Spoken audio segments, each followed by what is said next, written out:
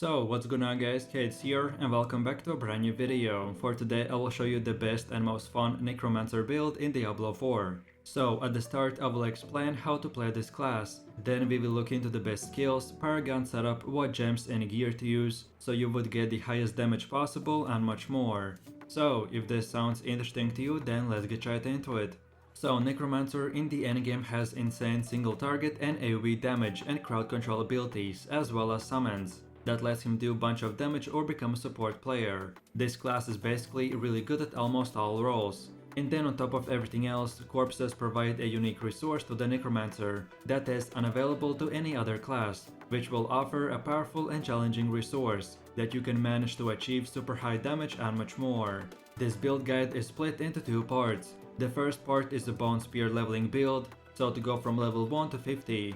And then the second part is the full endgame build, which requires at least level 50. And if at any point I go too fast when explaining, or you just need more time to copy the build, then feel free to check out the links in the description to find the build website. So with that said, let's move over to the leveling build. So to start off, from getting to level 3, we have to put 2 points into these two nodes. Then from level 4 to 7 we spend 4 more points in here. Then from level 8 to 14 we will get 8 points, which we wanna use by getting all of these nodes. Then from level 15 to 21 we will get 7 points, which we should spend by unlocking and upgrading all of these nodes. Then from level 22 to 35 we will get 14 more points that we should spend in this order. And then lastly from level 36 to 50 we will get 14 skill points, which we should spend on these specific nodes. And by the way, if I went too fast, then you can easily check out this video's description where you can see this build on a website. And then finally, don't forget about your renown, which after you gather all the renown in the game, you will get 10 extra skill points. I recommend to spend them towards your leveling progression. And then in the endgame build, I will show you where you spend your 10 leftover skill points.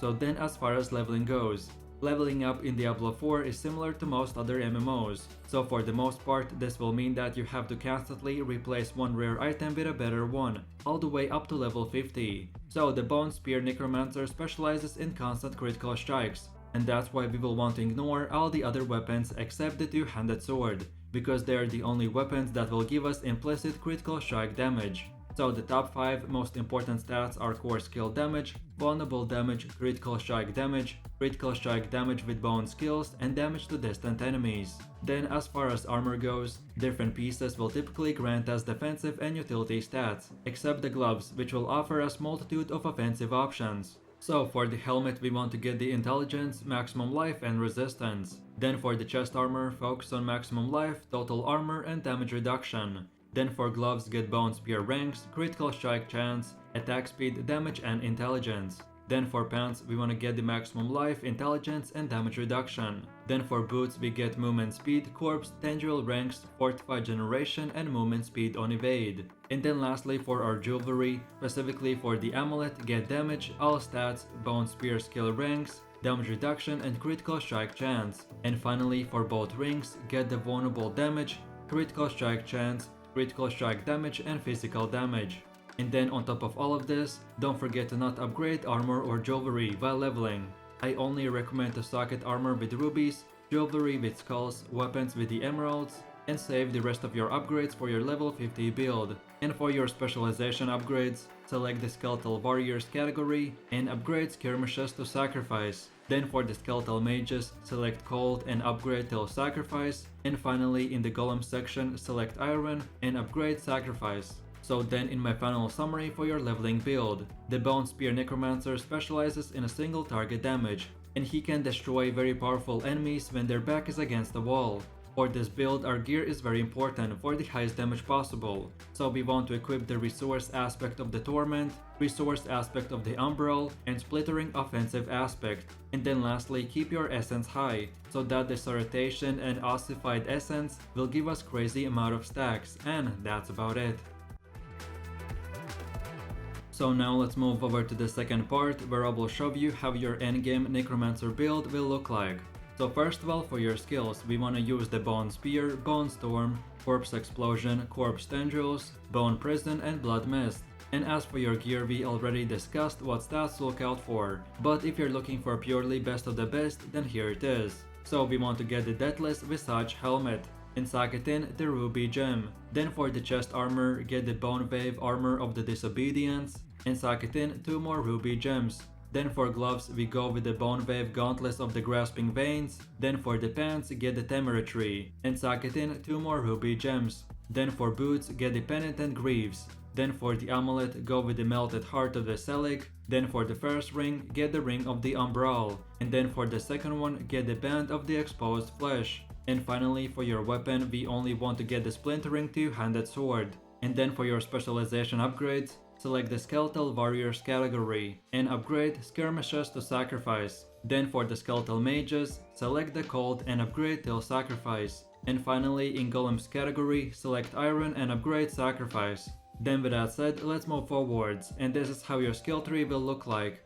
And if you need more time to copy all of this, then check out the build link in the description. If you just came from the leveling build, then this is very similar. So again, just copy these exact upgrades, and don't forget that by gathering all the renown in the game, you will get 10 extra skill points. And then finally, we have the Paragon system.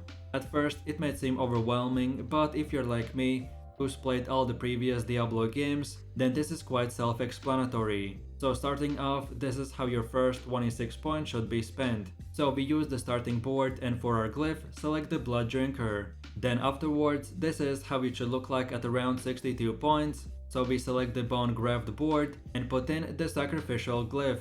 Then this is how it should look like at around 120 points. So we select the Scent of the Dead board and put in the Essence glyph. And then lastly, this is our final goal at around 200 points. So we select the Flesh Eater board and put in the Control. So then in my final summary, the Penitent Greaves is the Necromancer's most important item because it gives us incredible movement speed and it will help us solve the Essence problem by triggering the resource aspect of the Umbral, so this is very important to get as early as possible. Then as for your gameplay loop, zoning enemies out is very important because this build doesn't have almost any movement skills. So keep using the Bone Prison and Corpse Tendrils, because these skills will keep enemies locked up and stunned.